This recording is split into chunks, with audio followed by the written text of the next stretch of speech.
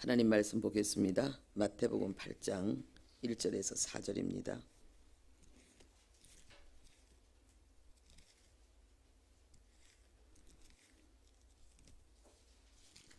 마태복음 8장 제가 잘못 이야기했습니다. 1절에서 4절이 아니고 14절부터 17절까지 말씀입니다. 14절부터 17절까지 우리 함께 합독하겠습니다. 예수께서 베드로의 집에 들어가사 그의 장모가 열병으로 앓아 누운 것을 보시고 그의 손을 만지시니 열병이 떠나가고 여인이 일어나서 예수께 수종들더라.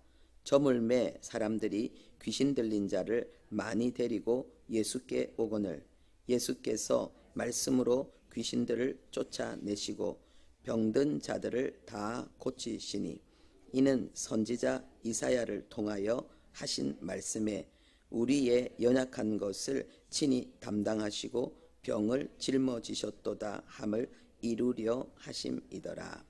아멘. 네, 오늘 말씀의 제목은 지금도 병을 고치는 은혜는 역사합니다. 지금도 병을 고치는 은혜는 역사합니다.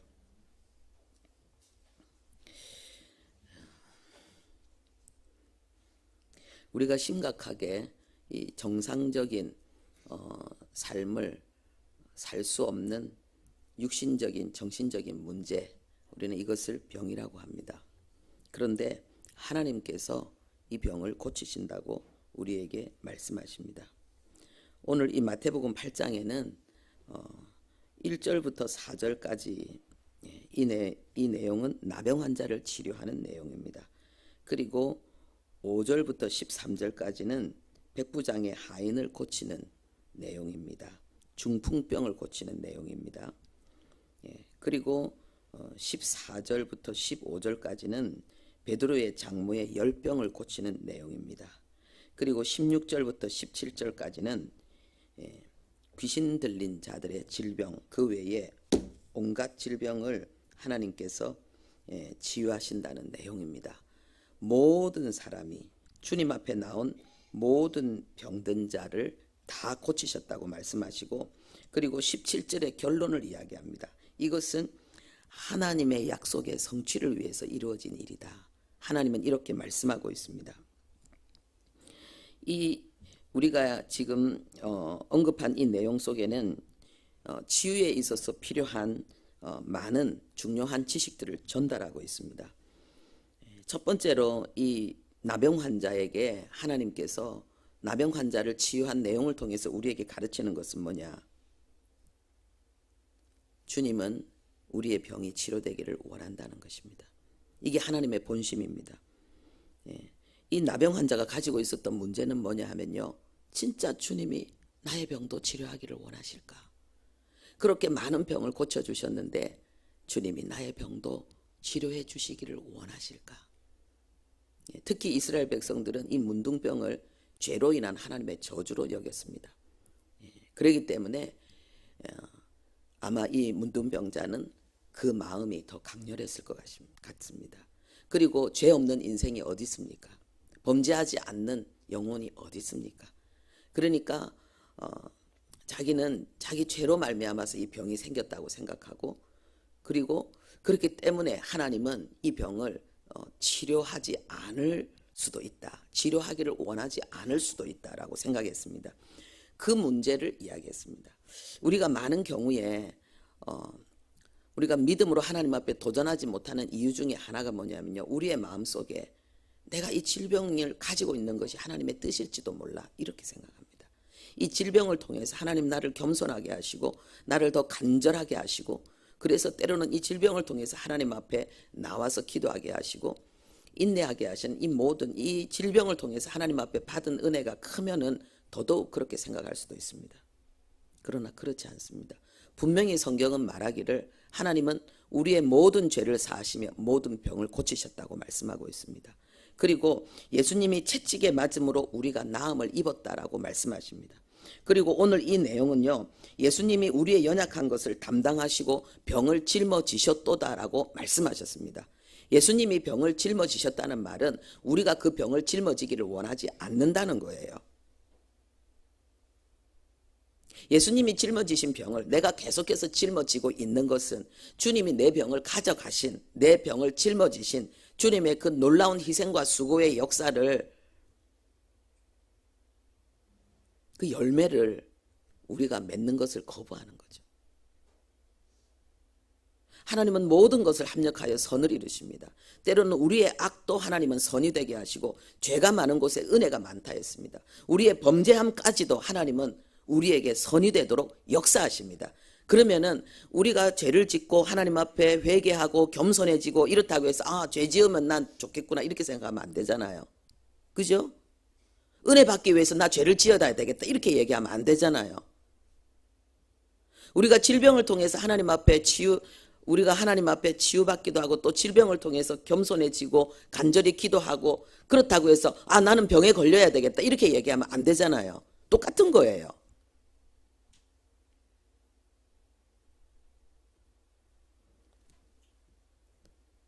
오늘 분명히 이 문둥병자는요, 분명히 이 나병 환자는, 이 문둥병자는 이 병 때문에 겸손해졌을 거예요. 간절히 기도했을 거예요. 하나님 앞에 나왔을 거예요.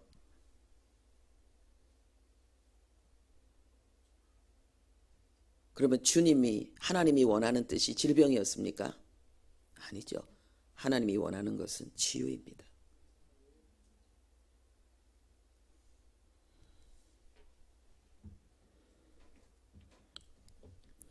하나님께서 우리를 부르실 때 우리는 병으로 갈 수도 있습니다. 그러나 우리를 계속해서 질병 가운데 신음하게 만드는 것은 하나님의 뜻이 아닙니다. 오늘 이 문제를 하나님께서 해결해 주신 것입니다. 이 사람에게 필요한 것은 주님은 나의 병을 고치기를 원하신다는 이 확신이었습니다. 이 사람은 주님은 병 고치는 능력이 있다는 것도 믿었습니다. 주님의 능력으로 내 병이 치유될 수 있다는 것도 믿었습니다. 그런데 이 사람이 믿지 못하는 한 가지가 뭐냐 하면, 그렇다면 나의 병도 주님은 고쳐주기를 원하실까? 여기에 대한 확신이 없었던 것입니다. 그래서 그 질문을 한 것입니다. 주님이 말씀하셨습니다. 내가 원한다. 나는 네가 병에서 노인받기를 원한다. 나는 네가 치료되기를 원한다. 이 사람의 문제가 해결되었습니다. 그래서 이 사람은 그 치유의 능력이 그 속에서 마음껏 역사했고 그 문둥병에서 고침받았습니다. 두 번째는 이 백부장의 하인의 이 질병 치유인데요. 이것은 뭐냐 하면은 내 믿음대로 될지어다입니다. 네 믿음대로 될지어다. 손을 얹어서 기도해 주면 나을 것 같다라고 믿으면은 주님은 손을 얹어 주십니다. 왜? 그 사람의 믿음이 그거니까. 옷자락에만 손을 대도 그 능력이 나에게 역사해서 내 병이 다 나을 거야라고 믿는 자에게는 옷자락만 잡았는데도 그 능력이 그 속에 들어가서 치유했습니다. 아니요. 옷자락도 필요 없고 오실 필요도 없고 손을 얹을 필요도 없고 말씀만 하시면은 저쪽에서 말씀하셔도 먼 곳에서 말씀하셔도 주님은 이곳에서 역사하실 줄로 믿습니다. 그 믿음대로 하인이 나았습니다. 우리의 믿음대로 하인이 낫는 거예요. 나의 믿음대로 내가 낫는 거예요. 분명히 주님이 내 믿음대로 될지어다라고 말씀하셨으니까. 여기에 전기는 항상 여기에 있었습니다. 근데 스위치를 눌렀기 때문에 전기는 우리에게 빛을 주었습니다. 지금 주고 있습니다. 그렇죠? 믿음은 스위치가 같은 거예요. 믿음은 스위치와 같은 거예요. 벌벌 떨면서 눌러도 불은 오고 세게 눌러도 불은 오고 약하게 눌러지기만 하면은 불은 오게 돼 있는 것처럼 우리의 믿음은 역사하게 돼 있습니다. 그래서 믿음을 강화시키는 것, 이런 부분에 대한 많은 말씀들을 연구하면서 내가 믿음이 부족하다 싶은 사람들은 그 믿음을 강화하는 데 집중하면 됩니다.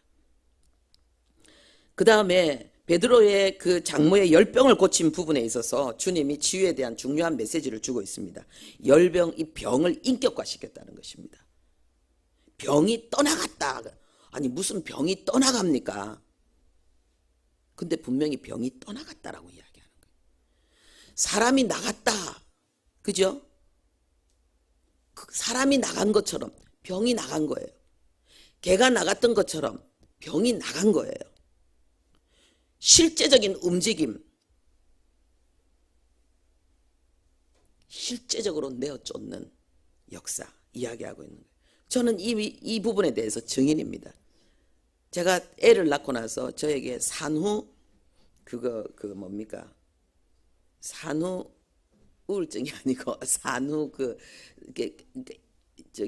임신 애 낳고 나면 몸이 바뀌면서 새로운 병이 많이 생기고 그건 잘 안 낫는다 하대요. 그때 제가 산후에 뭐가 생겼냐면은 알레르기성 비염이 생겼어요. 알레르기성 비염. 근데 이 알레르기성 비염이 얼마나 심하냐 하면요. 아침에 일어나면은 계속 기침을 하면서 계속 콧물이 줄줄줄 나오는데 너무 기침하니까 막 위에는 눈물이 나오고 위에는 막 이렇게 콧물이 나오고 밑으로는 막 소변이 나오는 거예요. 그래가지고 그냥 손수건으로도 안 되고 타올 있잖아요. 타올로 닦았어요. 매일 그랬어요. 제가 병원에 잘 안 가는 스타일인데 할 수 없어서 병원에 갔어요. 병원에 갔더니 의사 선생님이 하시는 말이 산후 알레르기성 비염이니까 이거는 치유가 잘 안 된대요. 그러면서 뭐 약을 먹고 주사 맞았는지 그건 잘 모르겠어요. 하여튼 그 얘기만 기억나요. 그 돌아와가지고 기가 차는 거예요. 그런데 그때 제가 이 말씀을 알게 되었습니다. 그래서 제가 알레르기성 비염과 싸우기 시작했습니다. 어떻게 싸웠느냐? 예수 이름으로 나가. 이 병을 인격화시켰습니다. 마음의 눈으로 그 병을 집중하면서요. 예수 이름으로 나가. 이거를 어느 정도 했느냐? 자나깨나 했습니다. 모든 순간에 했습니다. 숨쉬는 모든 순간, 내가 다른 걸 반드시 생각해야 되고 말해야 될 때를 제외하고는 계속 했습니다.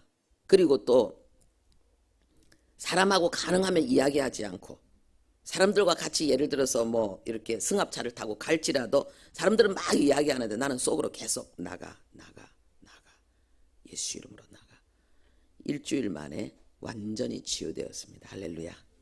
지금도 저는 그 병을 앓고 있잖아요. 어떻게 콧물이 그렇게 많이 나오는지 저는 이해할 수가 없었어요. 타월을 갖고 맨날 했더니 병이 떠나간 거예요.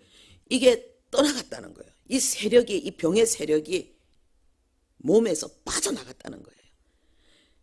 그 다음에 또 그 밑에 16절에 이야기하고 있는 질병에 대해서 중요한 말씀을 지금 하고 있는데 그게 뭐냐? 영적인 질병이 있다는 거예요. 귀신이 만든 질병이 있다는 거예요. 성경에 보니까 귀신 들려 손이 마르고, 그죠? 귀신 들려 눈 멀고, 귀신 들려 귀 먹고, 귀신 들려 벙어리 되고, 불에도 물에도 넘어지고, 성경이 분명히 말하는 거예요. 귀신이 육체적인 질병을 일으킨다는 거예요. 그리고 귀신이 정신적인 병을 일으킨다는 거예요. 사고력과 판단력을 흐리게 만드는 거예요. 정신과 육체를 병들게 하는 힘이 귀신에게 있다는 거예요. 그래서 지금 예수님이 병을 고치는데 이번에는 귀신을 쫓아내니까 병이 떠나갔다는 그 내용이 여기에 나오고 있습니다. 귀신들을 쫓아내시고 병든 자들을 다 고치시니.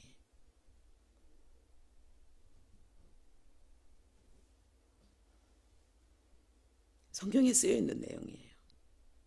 그런데 이 모든 것에 대한 결론은 뭐냐? 하나님의 약속의 말씀에 성취라는 거예요. 그러면은 예수님을 따라가는 삶, 그것을 제자의 삶이라고 했는데 최대한 예수님을 본받아 사는 삶을 그리스도인의 삶이고 제자의 삶이라고 하는데 예수님이 행하신 이 아름다운 선한 역사, 그 중에서 뭡니까? 영혼을 치유하는, 죄라는 그 중병에서, 영원히 죽을 죄라는 중병에서 우리를 치유하고 건져내신 그 주님의 역사와 함께 이 질병을 치유하는 주님의 역사도 우리는 함께 본받아야 되는 것입니다. 도전합시다. 함께 도전합시다. 그리고 우리의 연약한 것을 친히 담당하시고 병을 짊어지셨도다 함을 이루기 위해서 주님이 행하셨던 그 치유의 그 현장을 우리도 만들어냅시다. 기도하겠습니다. 하나님 아버지, 예수님께서 행하셨던 놀라운 치유와 회복의 역사, 하나님 아버지여, 죄의 수렁에서 우리 인생을 건져내실 뿐만 아니라 하나님 아버지여, 우리를 정신과 육체에 병든 그 연약함의 고통, 묶임에서도 우리를 건져내신 놀라운 주님의 역사를 찬양합니다. 어제나 오늘이나 영원토록 동일하신 주님은 지금도 하나님의 말씀을 붙들고 주님 앞에 담대히 나와 요청하는 자들에게 하나님은 동일한 역사를 이루어내고 계심을 믿습니다. 주여, 우리에게 기름 부어 주시옵소서. 우리를 성령으로 충만케 하사 하나님 초대교회 성도들이 성령 충만할 때에 동일한 역사가 일어났습니다. 예수님이 치유하셨던 그 동일한 역사가 하나님 아버지여, 성령 충만한 제자들, 성령 충만한 성도들, 사도들의 그 아버지 사역의 현장에 그대로 일어났습니다. 아버지여, 지금도 동일하게 이 역사는 우리 앞에 펼쳐질 수 있습니다. 하나님, 믿음으로 도전하게 해 주시옵소서. 하나님 아버지여, 문제가 하나님 아버지여 역전되어지는 하나님 7배의 원수 갚는 역사, 하나님 아버지여, 특별히 정신적인 육체적인 이 질병으로 인해서 고통당하고 아버지 아파하고 힘들어하고 연약했던 이 모든 눈물과 탄식을 하나님 아버지 7배로 700배로 되갚아 주시는 하나님의 역전의 역사, 하나님 아버지 그 영광의 역사를 이루어내는 우리들 되게 도와 주옵소서. 예수님의 이름으로 기도합니다. 아멘.